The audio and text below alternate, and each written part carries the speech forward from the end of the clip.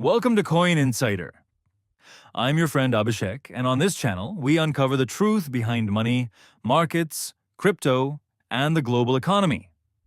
From breaking financial news to investing insights and powerful finance documentaries, we explain complex topics in a simple and engaging way. If you want to stay ahead in the world of finance, you're in the right place. Let's dive in. The US is running out of money. Here's the truth. The shocking reality. Imagine waking up tomorrow and discovering that the richest country on Earth owes more money than it has ever owed in history. Not millions, not billions, but more than $37 trillion. The scary part? That number keeps rising every single second. So, is America actually running out of money? Or is there something much bigger happening behind the scenes? Let's find out. When people hear the words national debt, they usually imagine a country on the edge of bankruptcy. But the United States isn't an ordinary country. It has the world's largest economy, the world's most traded currency, and one of the most influential financial systems ever created. So if America is drowning in debt, why do investors around the world still trust it? Why do governments continue buying U.S. Treasury bonds? And why hasn't the economy collapsed? The answer isn't as simple as America is broke. In fact, the truth is far more surprising.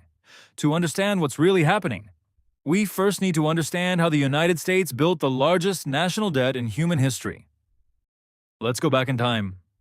Part 2. How America built a $37 trillion debt. To understand today's debt crisis, we have to go back several decades.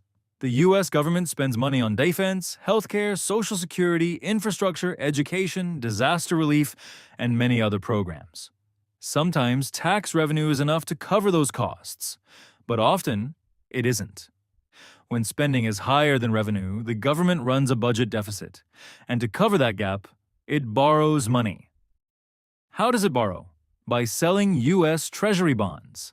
Think of these bonds as an IOU.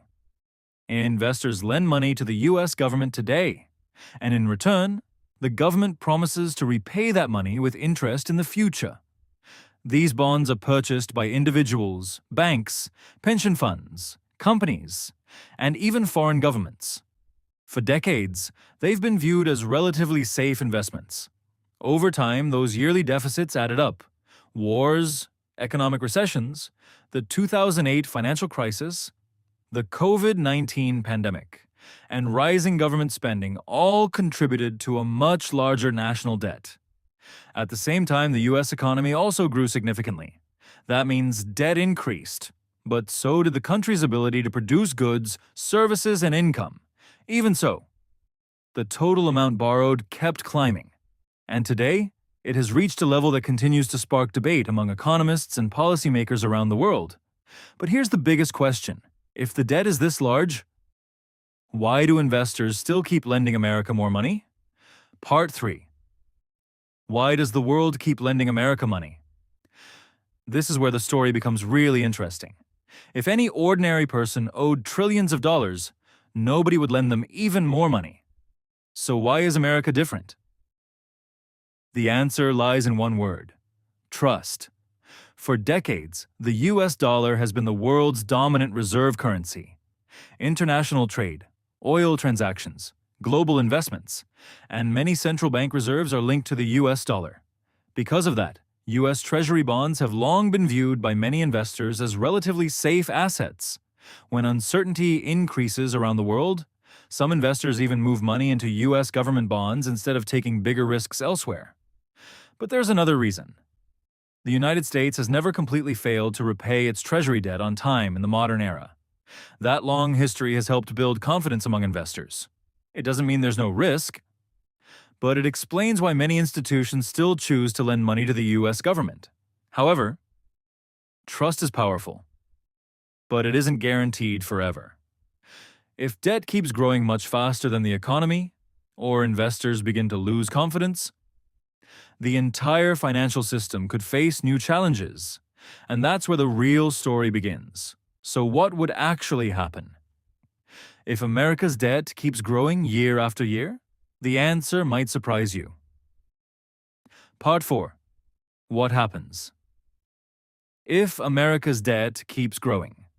If America's debt keeps growing faster than its economy, the government could end up spending more money on interest payments. That can make it harder to fund other priorities like infrastructure, education, healthcare, or research. Higher debt can also make it more difficult to respond to future emergencies, such as a recession or a natural disaster. Some economists argue this could slow long-term economic growth if left unchecked. But it's important to remember, there isn't universal agreement on exactly when debt becomes too much. Different economists have different views on how much debt a large economy can safely manage. Now here's the biggest question. Could the US dollar lose its position as the world's most important currency? It's possible, but not something that happens overnight. For that to happen, global investors and governments would need to find another currency or financial system they trust just as much. Today, no single alternative has fully replaced the US dollar. That's why many experts believe the dollar still has major advantages, even though the debt remains a serious topic of debate. So, is America running out of money? Not exactly. The real challenge isn't that the country has no money. The challenge is managing a very large and growing national debt while maintaining economic growth and investor confidence. That's what policymakers, economists, and financial markets continue to watch closely. The future of America's economy won't depend on just one number.